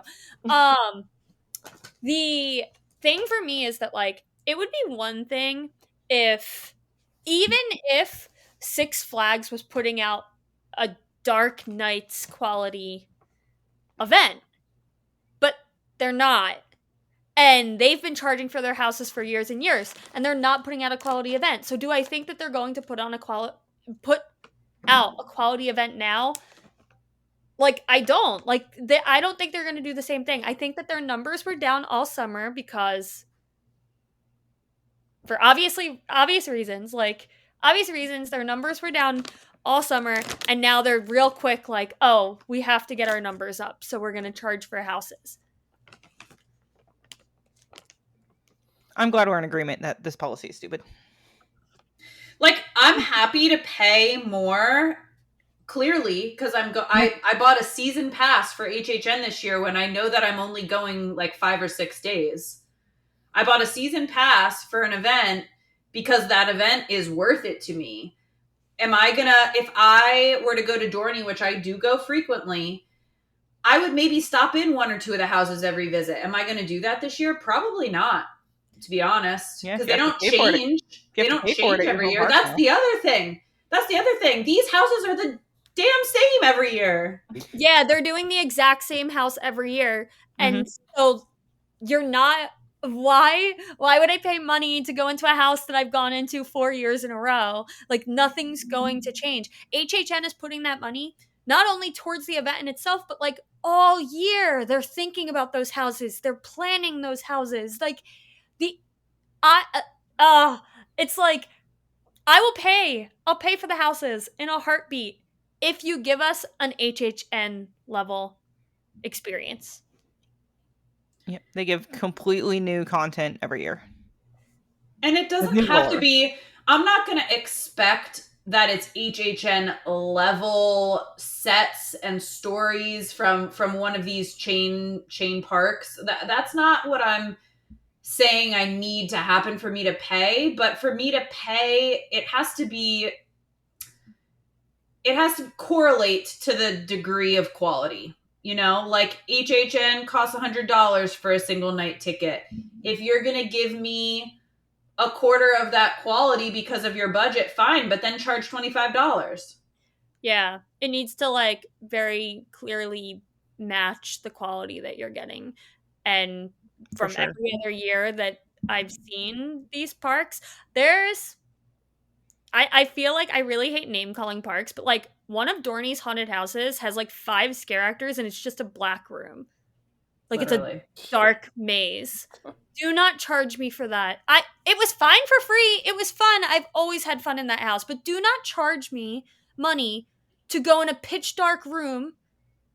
And last time I was in there, someone grabbed my girls. Yikes. It was an accident, but it's like, you're gonna make me pay money to accidentally have my girls grabbed? Like, some people want to pay money for that, my girl. Yeah, I charge for that. You pay me. Ay. All right, this is getting a little unhinged now. But Sorry. Listener I'm being comments real and here. I'm not questions. I paying know. No, I get it. experience. So listener comments. Yes. We had to stop the recording partway through, and I honestly don't know how long the episode is now because I think we're at around 90. Yeah. something like that. Oh, okay, it says 56 before. Okay, not doing too bad. I know, Bryant, you're probably ready to go to bed. Yeah, I had my usual 3:45 a.m. alarm. Yeah. So, Gross. So I posted on our socials, and the questions I kind of posed. I said, well, there's a typo in one, but what things do you love about Halloween events at parks? Which event is your favorite? And what little details make a big difference in your experience? Shout out to the very first one I got from M John Q98, who just said roller coaster with a succession of 4 emojis. I think that means they like the roller coasters in the haunt events. Yeah, I do feel like one of the nice things as a coaster enthusiast is that some parks that don't always have night rides are open late enough to get night rides. So or it gets, I should say it's open long enough and it gets dark earlier, so they have night rides. So as a coaster enthusiast, it is really nice to have those events too. Oh, for sure. Season. Totally. Or like on Mystic Timbers when the fog from Haunt like settles in one of the Yes. valleys of the hills. Spectacular. Its own thing. Oh my gosh, Hershey. Yeah. By the end of the night, Stormrunner is just in fog. That's right. Like yeah. it is so dense with fog, you could barely see where you're going. It's crazy. I love So that. good. Like coming out of the top hat, it's just like you don't know where you're going. And speaking of Chris Leonard, says Hershey Park quietly had one of the best events of the last 10 years, which we did touch on. We got more comments than questions. So Yeah. which Yeah. honestly, I don't hate. Yeah. Yeah, I really do like, and I know we've talked about Hershey a good amount, but like of all of the parks, like for Hershey having such a new event, I say this every single year. This event is what, 3 years old now? 2022. 3 or 4? This is the 4th 4? year. It's the 4th From year. year 1, I was floored by how good that event was. Like I was expecting like 3 dinky little houses and nothing else for their first year, like gauge how it plays out from there. And is it the best haunt? Absolutely not. But for it being so young, it's just the quality is so good. They do a good job for sure. And to go back to like, they also really try to incorporate like the food and beverage well. Like, yeah. Like I'm sure that the Six Flags and Old Cedar Fair parks do it too, but like I couldn't even name an item at any of those places I've ever been that's specific to their Halloween event. Hershey does it well. Yeah, I don't think, at least Dorney from my experience, they do drinks, but I don't remember there being, it's like pretzels and chips at most of the places, which is really unfortunate. But they do special drinks, but not everyone wants to drink that type of alcohol the whole event, so it's not as exciting. But yeah, their food, and every year Hershey incorporates more and more food. Last year I think was the first year they did through the water park. They did like a food truck like trail cool. that had all themed food. Love yeah, that. they do love to eat. Yeah, the food is like half of the journey to any theme park. It's fantastic. Mm-hmm. Yeah, I just cannot say enough good things about that park. Like, I think about the first year, and like, I know that this isn't what they do anymore, and it's like, it's not their fault. They had to knock it down, but like, they took that old theater that was like falling apart and just turned it into a maze with people on it. And it was just such a cool, like, taking an area that would have had no use otherwise and is spooky in itself, and I don't know. It was very creative, very, very cool. Sorry, I'm done with my fangirling over Hershey's event. Yeah, I love you're a good. great It's almost event. like that's what this podcast is for. Yeah. Hey, there we go. Let's see. Thrilltography said, I enjoy the spooky decorations and vibe, but I'm not a person who enjoys jump scares very much. I can relate. It's all about the vibe. Like, I think that's why I like Kings Island Haunt so much. they nail the vibe. Like, I could just go and chill and watch people get scared in that park. Yeah. I was pretty impressed by Kings Island's haunt too, actually. Their scare zones were really well done, I remember. I do like how Kings Island and Kings Dominion puts the creepy eyes on top of the Eiffel Tower. Yep. That's a good touch. That's so fun. That was a picture I used in my call for comments this week. Solar coaster. I like the leaves on the trees and the night rides. During the riding coasters during the day in the fall, especially like late October, peak. Mm-hmm. And again, shout out Kings Island, one of the best to do it. Oh, Beast in the fall. Oh, amazing. Anyway, I don't like how coasters walkthroughs are an upcharge, as we touched on. Also doesn't like scare zones that much. So back to back, kind of aligned with Allison. Yep. Yeah. Next we have Mandalorian Mama. Great name. Yeah, it's a good one. Mandalorian She Mama. said, "Love them. Been attending since 2003 at Knott's."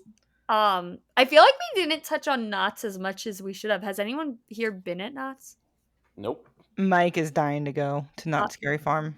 So I never was until. So for anyone, so we could have probably gotten into this a little earlier, but like the designers of Knott's Berry Farm haunt did Ghost in the Machine at Dorney Park. They flew them in because they were using it as like a teaser to Iron Menace before anyone knew what Iron Menace was, and there's a bunch of details built into that house that hint to what Iron Menace was, the type of coaster, the theme of the coaster, everything. And they flew in the Knott's Berry Farm team to do that. And after I saw that house, I was lucky enough to get to tour it, like lights on, just look at the details of the house 3 times now. And after looking at that house, like Knott's is so high up on my list. It's the level of detail is crazy compared to what the other Cedar Fair parks put out. Yeah. Well, it's the OG too, so. Oh, I didn't know that. It's just been doing haunts for like ever. I didn't know that. Okay, so that kind of makes sense then. Yeah, and that's like the best house at Dorney by far is the Ghost in the Machine, the one that Iron Menace is kind of themed around. That was designed by the Not Scary Farm team, so yeah, you could tell the quality upgrade. Yeah, that's yeah. It just I didn't understand that level until going through that house, and then now I'm like, that's not on my list. Like that quality is insane. And like, yeah, Kings Island and Cedar Point, the other 2 Cedar Fair ones I've been to, like don't touch Ghost in the Machine quality. So yeah, that one at Dorney, when I was there, I was very close to going through that one. It would be the one that I would go through.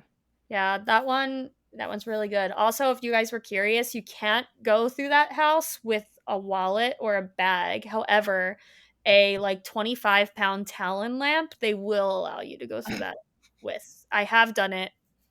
And I just yelled at scare actors not to touch my lamp. That is wild. Yeah. I was like, I couldn't bring my wristlet. Like, I was turned back to my car because my wristlet was like a centimeter too long. But I had a 25-pound lamp that they let me in. Oh, yeah, that had me dying. Sense. They didn't touch my lamp. I was gonna lose it. My lamp was touched. All right. Next we have. Oh, I want to read Laurel's. Next we have Laurel XL 200. She says the most wonderful time of the year. I love the smell of fog, and I love the presence of black cats. Shout out Thrills on Film 1. Yeah, Thrills on Film 1. Also, all black cats are named Roscoe after her cat. Yeah. And Talon Cat. Oh, Talon. Okay, Roscoe, middle name Talon Cat. Sorry, Roscoe is first. In Salem, I gotta shout out our old cat. Oh man, now there's too many black cats. Black cats are the best. Yes. Hi, Laurel. Laurel's the best. I also love the smell of fog, but it also reminds me of like dance recital. Oh yeah. Yeah. Yeah, that's a heck of a connection there. Yeah, like do you get both in your mind or do you only think of dance recital? It depends. The dance recital fog smells a little bit different. Okay. Yeah. Similar but different. Like I can differentiate the two in a sniff test for sure.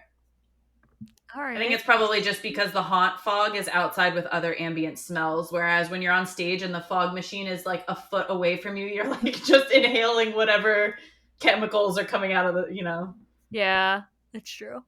So I have to ask then, Kelly, what were your thoughts on the fog and the Wicker Man brake run? Nah, it was fine. It just smelled old. Yeah, that Cool. ride was kind of a bummer. Yeah, It agreed. was also a milestone, but I couldn't help it. I'm getting delirious here. Well, on that note, we have one more comment from Cedar Kev, who I ran into him at Canada's Wonderland. Oh yeah, he was there the same day as you. Yep. So very briefly said hello, but he said spooky season is my favorite time of year at the parks. I absolutely love the cooler temperatures and the abundance of night rides. Yeah, Going back to the night rides, I wear a hoodie all year round, so I love the cooler temperatures. Yeah, you do. Oh, I don't know how you survive. Because they're comfy. I will say the crowds of haunts can make the night rides, especially when it gets going. Helps to have fast lane, like I know Yeah. Kevin, like I know Kevin does. Yeah, and then like we went to Cedar Point Haunt last year, and it was just an overwhelming amount of people. A lot. I could not deal. Yep. And we have a Cedar Point weekend coming up this month, where we're gonna have a bunch of us up at Cedar Point Haunt, and I'm probably not gonna spend a whole lot of time at Haunt because I know the crowds are gonna be stupid. Kind of a reason why I usually don't go to haunts too much, because I know the parks are just gonna be slammed. Yep. But we have a cabin for a weekend, so we're just gonna chill. Fall vibes. Make some hot cocoa. I'm going to. I want to get the order correct. Thrill, chill, and spill. Thrills, chills, and spills. You were missing the plural. X's in there. The what? The plurals. Plurals. Thrills. Yeah, but chills. you said that you were gonna chill, so I'm like, you're gonna thrill, chill, and spill. Got it. That was the joke. Yeah. Chill more than the other two, Yeah, unless I spill my drink, which is inevitable. Different kind of spill, but. Well, Callie was absolutely the right person to have on for this topic. Yes. Oh, thanks, guys. Of course. Yeah, the HHN rundown from memory. Wow, who else would have been able to do that? That was. I was trying to be as brief as possible too. It was a little painful not to go into more detail. I was so impressed, and then just seeing that you didn't like look at anything the entire time, like you were just zoned in. I was Very impressive. My memory is a skill I've had my whole life, and it's been really helpful in my schooling and career. I'll just say I'm really good at memorizing things. Talent. I thought you were about to say Talon. Talent. Park? At Dorney Park. Talented Dorney Park. Yeah. Thank you so much for having me. It was really fun. Of course. Thank you for spending a few hours with us. Yeah. Mm-hmm. It was great. Well, guys, that brings us to the end of the podcast. Jeez. I never know how to end these, but That's why I always end it by Rabbit just cutting everyone off with "well, guys." brings us to the end of the episode. Brings us to the end. We have an official end now. Yeah. In our next episode. That's what I do. Stay spooky. Bye.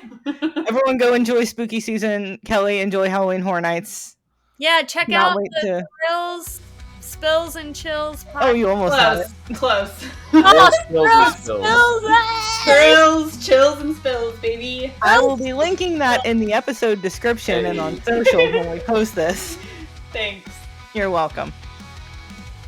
And until next time, hashtag Think whatever. Inverted. Yeah, hashtag think inverted. hashtag think spooky. Think spooky. Ooh, I like that. Yeah. Bye, Bye-bye. Bye. Bye.